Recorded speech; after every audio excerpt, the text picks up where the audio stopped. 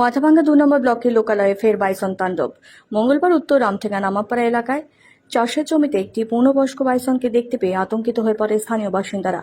এলাকায় বাইসনের খবর চাউর হতেই বাইসন দেখতে ভিড় জমান উৎসুক বাসিন্দারা। খবর দেওয়া হয় বন দফতরে। খবর পেয়ে ঘটনাস্থলে ছুটে আসে মাথাভাঙ্গা বন দফতরের কর্মীরা।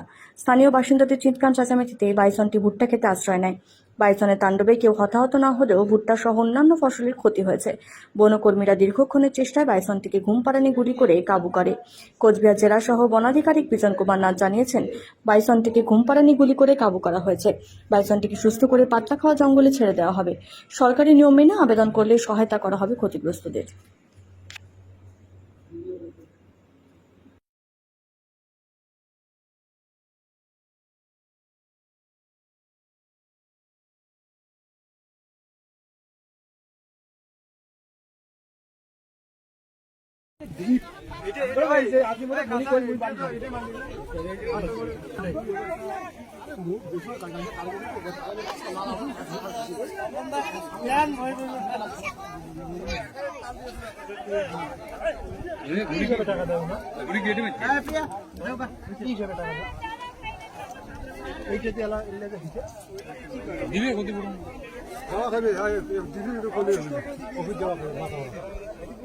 রেঞ্জার অফিস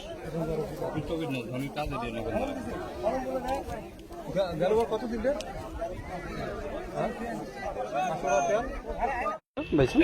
আজকে সকালবেলায় আমরা খবর পেয়েছি যে একটা বাইসন রামঠেঙ্গা এলাকায় ঘুরে বেড়াচ্ছে।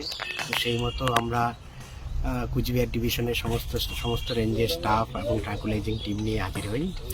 তো এখানে ভুট্টা ক্ষেতের মধ্যে আড়াল করেছিল। তো যাই হোক, আমরা ওটাকে কাবু করতে পেরেছি এবং ট্রাঙ্কুলাইজ করেছি।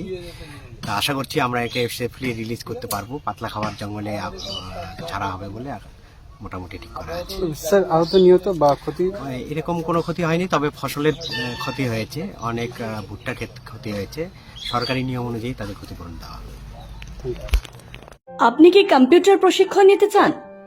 তাহলে আর দেরি কেন? আজই চলে আসুন মাথাভাঙ্গা রাজীব গান্ধী কম্পিউটার ফাউন্ডেশনে।